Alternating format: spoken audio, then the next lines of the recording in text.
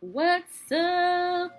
What's up? Greetings, You Speak True family. Thank you all for tuning in. I am your gracious goddess of a host, Anautica, and today we have. Yo, your friendly neighborhood Steve O. You can call me the co-host.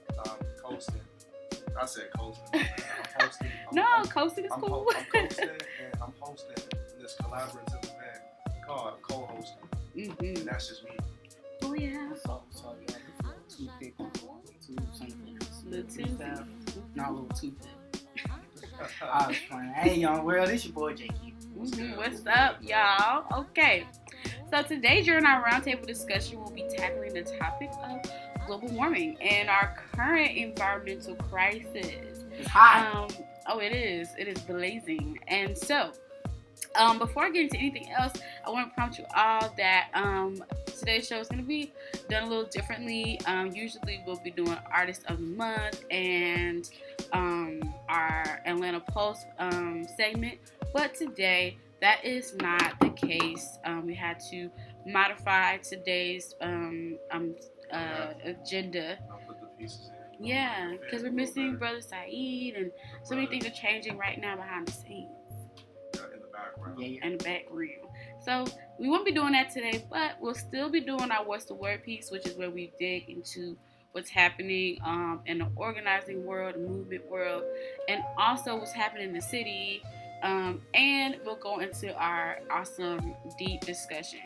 So let's go ahead and hop right into What's the Word. And if you guys want to call in to, hop into the conversation, if you want to get some shout outs, if you want to spread some love, because we all about that on this show, you can call in at 404-523-8989. Again, you can call into the studio at 404-523-8989. Alrighty, guys, let's go ahead and get into What's the Word. All right, Steven? What's the word? What's up? Greetings again, my beautiful listeners out here. Good evening, all the other beautiful things. Your friend neighborhood Steve will swing it back in. So, these updates at you, aka What's the Word? Word what's? Word the what's? So, I'll kick things off by saying, talking about a little bit about Mutual Aid Liberation Center and what we got going on. Before I get into that, some of you may wondering what Mutual Aid Liberation Center is. Hey, we all need a little refresher every now and then. I mean, I don't be remembering everything all the time. I just hook on things I personally have interest in, but we just gonna shoot it off. The Mutual Aid Liberation Center, for those who don't know, is a social emergency response center. SERC. CERC and stuff.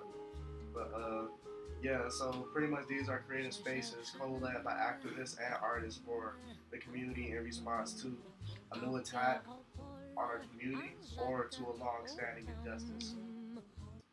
This is a space open for everyone.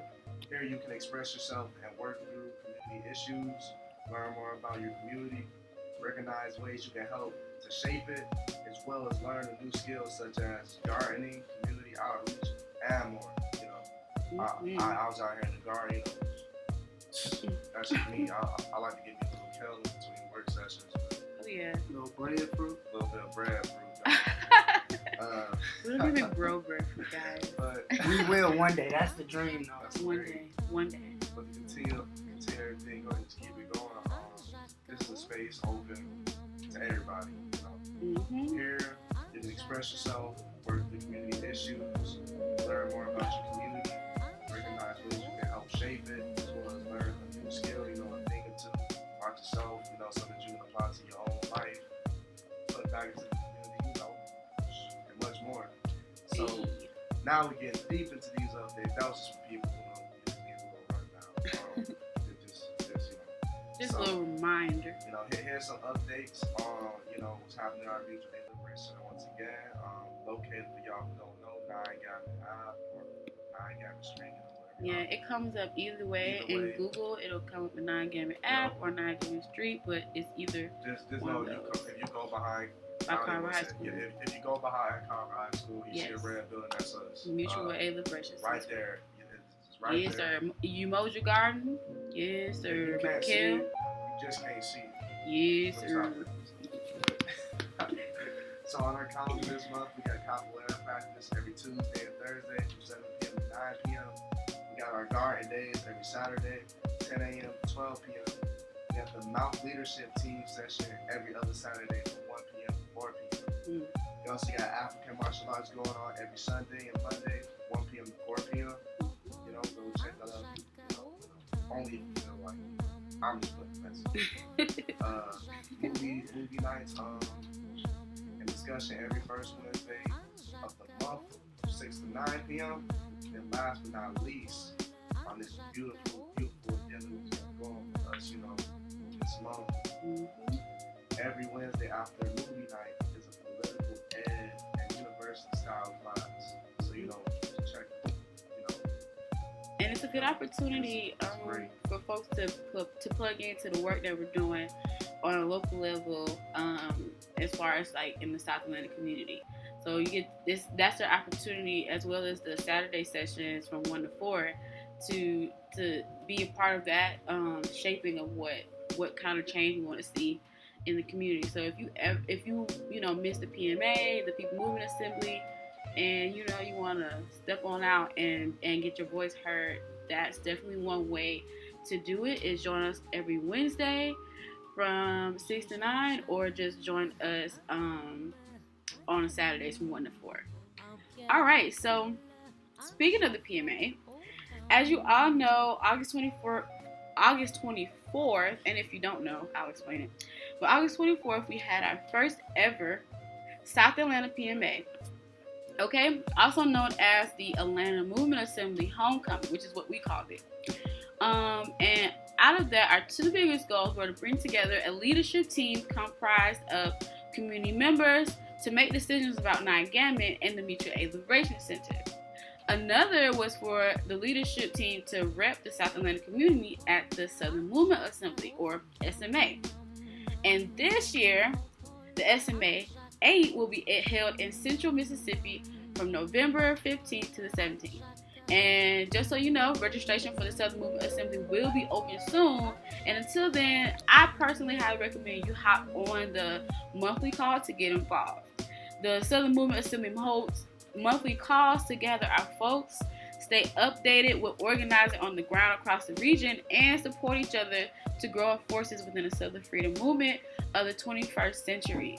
And so if that interests you, if you want to be more involved, if you like that conversation, if you want to give your recommendations and your suggestions and your thoughts, you can join the next call by registering online at southtosouth.org. And that is southtosouth.org, SOUTHTOSOUTH.org. Again, that is SOUTHTOSOUTH.org. South2south.org. And the next call is on the 25th of this month, September 25th at 6:30 p.m. 6:30. Yes, sir. Yes, sir. Alright, y'all, that's the word. And so we're going to go into a brief music break, and then we'll be back with our roundtable discussion. And just so you know, if you're just tuning in, this is You Speaks Truth on WRFG 89.3. Ooh. Oh, peace, y'all. All right, fam. Peace, y'all. Yeah. Yeah. Oh, well, I'm still on for a second. I'm still on for another show, too. Oh. I think I asked this already. I asked it yesterday. But I was asking if y'all seen that Panini video, Lil Nas X. They're not fire. I didn't even hear the song. You got the girl from Yeah, Sky Jackson. I didn't even hear the song yet. It's Panini? Hey Panini, don't you be a meanie. It's actually catchy. Yeah, it's really catchy and it's nice. I actually like it better than Old Town. I do. I like it way better than Old Town Road. I think people just overplay Old Town Road. It just did the most. That's how he wanted it to be, though. He wanted it to be overplayed. People did the most with Old Town Road, man. No. At least he's not a one-hit wonder. That's true. At least he's not a one-hit wonder. Yes, sir.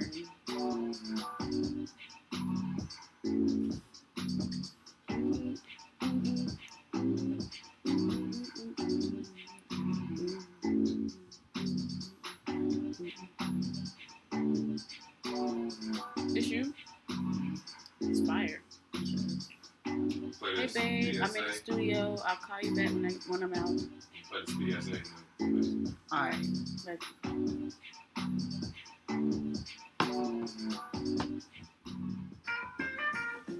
The city of Latonia presents the original Collard Greens Coffin Festival, hosted by Mayor Deborah A. Jackson, City of Latonia. A festival to celebrate the culture, history, and traditions of African and African American food and music. This festival features the Collard Green King and Queen Cook-Off, African Marketplace, Wellness Pavilion, and Children's Spotlight, live music and DJ, and the ever-popular Collard Green Ice Cream, all taking place Saturday, September 21st at the Latonia Amphitheater, 2515 Park Drive, Latonia, Georgia, 30058. For more information, 470-809-7077 or collardgreenculturalfestival.com. This is another public service announcement from your station for progressive information, WRFG 89.3. Ready? All right. Welcome back to You Speaks Truth here on WRFG 89.3. And so if you want to chime in on the conversation at any point, you can dial in to the studio at 404-523-8989. Again, that number to tingle your ears is 404-523-8989. All right. So boom. All right. Living in the future, y'all, is awesome, okay? You can order literally almost anything from your cell phone, all right? If you ain't never heard of Postmates, you ain't never heard of Grubhub, all righty. No, and expensive. And have it easily dropped off at your front door. Need a new car, but don't want to hassle with going to a car dealership? No problem. They can deliver that right to your door. Need a pack of batteries, but don't want to get out of bed to make a store run? There's a service app that promises to drop it right off to your doorstep. Don't they got one for like snacks now? Yeah. Like groceries. That's what I'm talking about. Yes. It's like ordering a pizza. Unfortunately, according to Karen Bell, Executive Director of Keep Liberty Beautiful, which, by the way, is a community education and volunteer action program dedicated to community improvement, located in Midway, Georgia, says that convenience might just be the end of us, the planet, and the life as we know it. In a Coastal Courier article, Bell says, our constant need, or Bell says, quote, our constant need for convenience is also nailing the nails in the coffin of a healthy environment. Litter is a nasty side effect of our convenience-oriented disposable culture. We like fast food, disposable containers, throwaway snacks, and utensils and plastic shopping bags. All of these things and do so much more to make our lives so much easier, or so we think. When today's generation was growing up, we did not walk 10 miles in the snow to get to school. Yes, we seem to be dreaming of the good old days, but there is a reason. You see, every time we have a litter cleanup, we see the spoils of our laziness and our desperate need for a fast, easy lifestyle. That need for disposability and convenience ends up on the ground far too often. Snaps and claps to that to my good sis Karen, okay? You dropped some gems and spoke a whole word. So, I say all this to say, y'all, what is up? Our global climate is rising and our planet is dying. And that's why we're going to talk right here, right now about global warming and our also very current environmental crisis. Let's get into it, okay? So first things first, according to NASA's website, global warming is the long-term heating of Earth's climate system observed since the pre-industrial period between 1850 and 1900. Due to human activities, primarily fossil fuel burning, which increases heat trapping greenhouse gases levels in Earth's atmosphere. Since the pre-industrial period, human activities are estimated to have increased Earth's global average temperature by about 1 degree Celsius, or in Fahrenheit that equals 1.8 degrees, a number that is currently increasing by 0.2 degrees Celsius, or in Fahrenheit 0.36 degrees Celsius per decade. Most of the current warming trend is extremely likely, and when they say extremely likely, they're talking about a 95% probability that the result of human activity since the 1950s is proceeding at an unprecedented rate over decades to millennia. So basically, what they saying is we emit pollutants into the air that obstruct energy from the sun from leaving the atmosphere. And so, hence, that energy is trapped into our atmosphere and causes our global climate to rise. So, what do you guys think about that? Like, I said a lot here. There was a lot dished out. What do you guys think about that in general? Just so off GP. First thing comes to my head is, we messing up. Yeah. And I mean, it's one thing we messing up. Yeah. But what I feel like is happening, not a lot of people even care. Yeah. Like if this information, people I feel like this information, your average everyday person, they just gonna go out their way to look for it, they just living comfortably. So in their minds, is this really a big deal to them? No. That's how I feel personally. I feel like, no one really understands how serious this could be, or the effect of it right now, because they don't notice it themselves firsthand. I feel like they're gonna take something big, so they're like, oh wow, we really are falling where we gotta say, it hits you we live here. This is our home planet. We don't have. We only got one Earth. Right, we can't go nowhere else. I mean, allegedly, that's as far as we know. There's no way. There's no other place we can go. They can go somewhere. I guess so. Well, I got kind of two things on it. One coming from as a younger person, because it's the article that you read earlier. Yeah. When she used the famous term, back in my day. Oh yeah.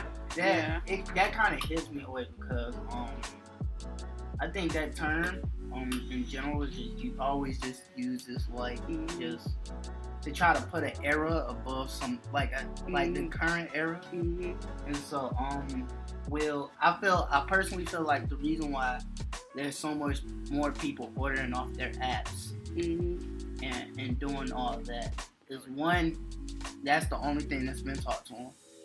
Yeah. Because a lot of the adults, they use the apps. They use the app. They put a cell phone in our hand. When they had a cell phone, we had to learn how to use a cell phone. If we would have never got a cell phone, if our folks would have never introduced us to a cell phone, that would have never Speaking of pollutants, that's another form of pollution, but that's more of a mental pollution than anything else. I think when people go by and saying back in my day, it's the people from your day who teaches those certain type of practices. To value those things. Because me, I personally like walking to the store, because it gives me a chance to get out the house. No matter because it's burning out there. And that walk up the street, boy, I ain't seen it forever. Well, I personally like walking there because, one, ordering off those apps is expensive. It is. You can order a $5 menu from McDonald's and they'll charge you $20. Yeah. So that's like the punchback to it. Yeah, you can order. You can order those. Yep. You can. You can order stuff from those apps as much as you want, but it's gonna cost. Yeah. And I think that's, for me, that's always been the deterrent. I know people who only shop with Postmates now when they just have money to spend. They don't do it grocery shopping. Food is not being personally, from a lot of people I know, they wasn't taught how to cook. That's just another way to start that. Yeah.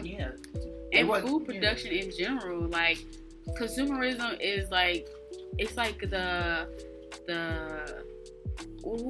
the insatiable baby, that's how our population acts. Like, we're insatiable babies, and so that's why we have grocery stores, these big, huge stores like Walmart, with all this food just sitting in it, waiting for people to purchase it. Like, that's I personally don't think that's any way to like sustain. And they're gonna try to produce it as fast as they can, so they're not gonna get the like. When I was little, I grew up on a farm. I'm from Omaha, Nebraska. Okay? Come on now, tell it, brother. And my grandma, like, if y'all don't know, Omaha is beef country. That's steak country. So I know what to look for in my meats. So when I don't like shopping at Walmart, because I can just look at a Walmart steak and just tell that's not a good steak. Yeah. So I like going to, like, we have a butcher called T&K up the street. They chop their own meat and everything.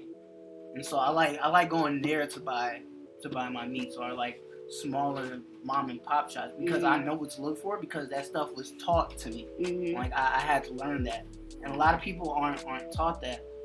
So like, even like when you just hear about the whole polluting and all that stuff isn't taught. We're not taught about pollution in school. We're not taught a lot about, like, even like, okay, if you look at just what happened with the Amazon rainforest. Yeah. Those was all old people arguing with each other. You just really, because how I found about it, my homie Amez, our 404 Mez, he sent it to me on Instagram. He was like, "Hey, bro, you hear about this? Boy, this is serious." And I told my brother. So that's youth pass. We pass that around. Every person I know that heard that from one of their homies who was either younger than them or the same age that didn't hit over 25. I heard about that. And then I'm watching on YouTube and I'm just seeing a whole bunch of old people arguing. Oh, this really doesn't cause this, but this does cause this. So it was like, to me, it's just, okay, let's take the whole error thing out of it. Let's look at it. How can we fix it? Okay, if we need to go ahead and just start teaching in schools and have a school day where it's like, okay, put the books down, let's go outside and let's pick up some trash. They do that. I believe in Japan, like, they clean up their own classrooms. They help wash dishes. They help put stuff away. Like, I'm talking about lunchtime, and you're not just standing in a line getting your plate. You also help clean the plate after you're done. And so I think part of that whole convenience culture is that lack of responsibility. Because even with just food service in general, like, I see a lot of folks treat service people so horribly because they're not moving fast enough. You know what I mean? They're not doing exactly what they want. And I worked at Target. I worked at Target as a cashier, and that job is not easy. I know. I worked at McDonald's, and when I tell you those customers, because I had to do the grill, and so even though they grill is kind of cheap, it's not like you really like flipping it, because like you flipping it, but it's like the machine does most of the work. But we can't control that. We have to wait for the machine. Like, we have to. Right. And so when you have people, what's taking my order so long? Right. Like, it's wild. I can't make it move any faster. You want some raw meat? Yeah. And you know what? And I think that's so, this, like, part of the conversation is so important. We talk about the global warming and environmental crisis, because when you talk about environment, it comprises of the people and the other inanimate things that you're right, and the animals and the plants and the rocks and the water. All of that is what creates our elements in our environment. And when folks are not balanced enough to understand that we shouldn't be going to a grocery store. Like, grocery stores shouldn't have be able to feed 1,000 people at once, or 2,000, 3,000 people at once, because what goes into production of all that food, and a lot of that food does not get eaten. A lot of that food gets thrown away. Like, if it gets a little bit of mold, or the date just might be close, they throw it away. And so we are so wasteful. Yeah, so we are so wasteful as a society. Like, that's the ultimate cost of convenience, is the waste. Because you can get it so easily. You don't care. It's expendable. At least we think it is. But as we can see with global warming, that kind of stuff, it's biting us in the butt now. Like, it's turning around, and now it's harming us. And so now we have this huge issue with greenhouse gases, and now we are heating up. And it's been hot. We chopping a lot of woods down that traps it in and filters it out to the water. So we have more water than we have trees. Yes, yeah, and I read somewhere that in the next 150 years, coastal states and countries will be underwater, or at least some of those states will be underwater, like Florida. Yes, like Florida will be underwater, California underwater. Like there are parts of the edges of these land masses that will be underwater because of rising sea levels. We're gonna be mermaid people. We're gonna have to adapt somehow, but it's not looking too good for us. Oh, we got a caller. Shout out caller. We are at 7:59. That means that our show is over, y'all. It's over. Oh no. All right, y'all. So thank you guys for tuning in and talking with us. And even if you didn't get to call in and we didn't get to talk to you directly, we still thank you for just listening. And hopefully next time when we come back, we can all have you all come in and chime in and share your thoughts about where the world is. And I leave you and ask you this question. Do you think the world is in an environmental crisis right now? Do you think the planet is, do you think she's crying out to us right now? What are your thoughts about global warming and all of that good stuff? All right, y'all, this was You Speak Truth here on WRG 89.3 FM, and it's your girl Nautica. Your boy JQ. I'm swinging out. And we out of here. Peace, young world. Love, peace, all that good stuff. Out of here. We out of here. We out of here. We out of here. Hey, we out of here. I always got this song. We're out of here. Hey.